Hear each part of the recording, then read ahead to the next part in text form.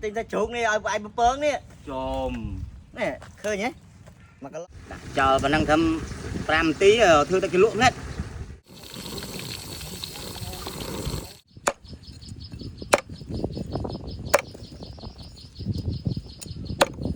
này anh ấy đôi chờ nghe đôi giờ chuột ăn, chuột khoai. Xong một mặt không có cái mưa ra lên xùi giang na đây nè.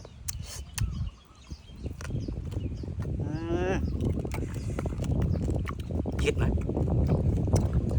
ta cái lỗ dương ở từ có hôm mà đời xa ngày đang bị bụng mà tê số ê à sọc bầm mộc đó là vô cái bắt vô ấy là mặc cặp nó lấy cả cái bắt trong cái tiết anh nhưng mà ý à phụ nó còn đang từ na à chú cũng biết đấy à suy nghĩ đang từ đó na tiết ra lời này anh mền giấy đám đang ham đo mà à đủ ấy. ê đây anh là u tha anh đang từ na từ đây ấy không biết đấy từ na hỏi Tính ra chuột đi, ai bơm bơm đi. chồm Nè, khơi nhé. Mà cái lỗ chẳng mà anh bắt đấy mình khơi rồi bơm bơm ta thấy có con dương á. chẳng Bà một bằng giống miền giờ ta phân anh bơm bơm ta lấy ta bơm bơm. Nhưng mà cho bán này đi để lại. à anh cái bông cả heo phong à ơi ôi đằng chết nó à và bông cả heo rồi bông cả heo rồi vô mà hốt mà oi thưa chứ ngờ chết tiệt ơi đây là chết ơi em snap nó đặt chờ và năng thâm 5 tí thương ta cái luộm hết ok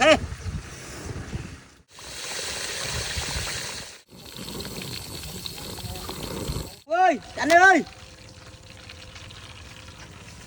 Wow, mà ngay tâm chân phụ được có đám á được cho với hạt nữa à ơi mày phải cho ở sân em đó ôi chết nó chết em nó nè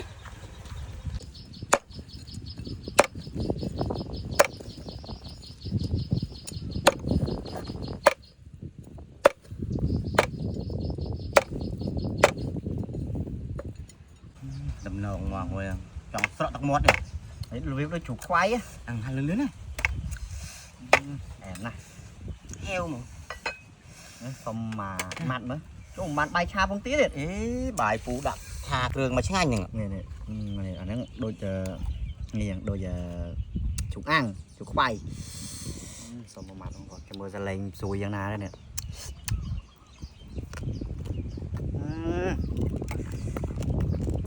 chết mà ta cái lỗ dương ở từ có hôm mà đời xa ngày đang bị bụng mà tê số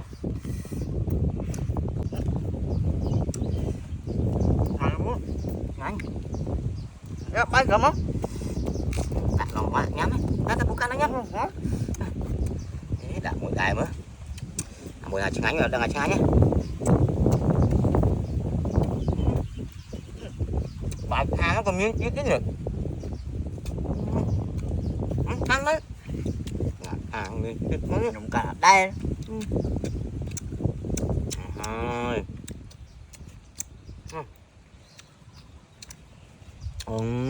nâu không có này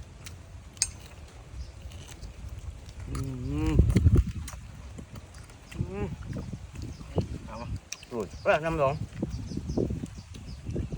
ngồi nằm được hiểm trong đấy. Ngay nhất nó chuột ăn chuột khoai bây giờ ban bạc cường lại giết em lại ra cũng lại rồi chuột nè bạc cường nữa hết bác hiện tiền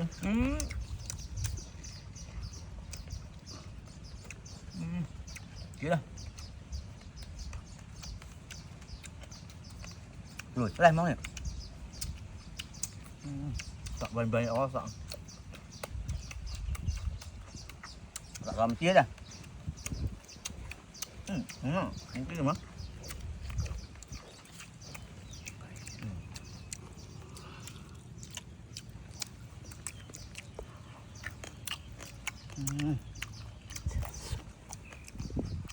បងប្អូនក៏ប្រហែលជាមិនទៅបានឃើញហើយនេះឆាបាយលាយជាមួយបងទាជាមួយនឹងសណ្តែកគោបាទហើយនឹងសាច់បំពងជាមួយទឹកគេលក់យើងហ្នឹង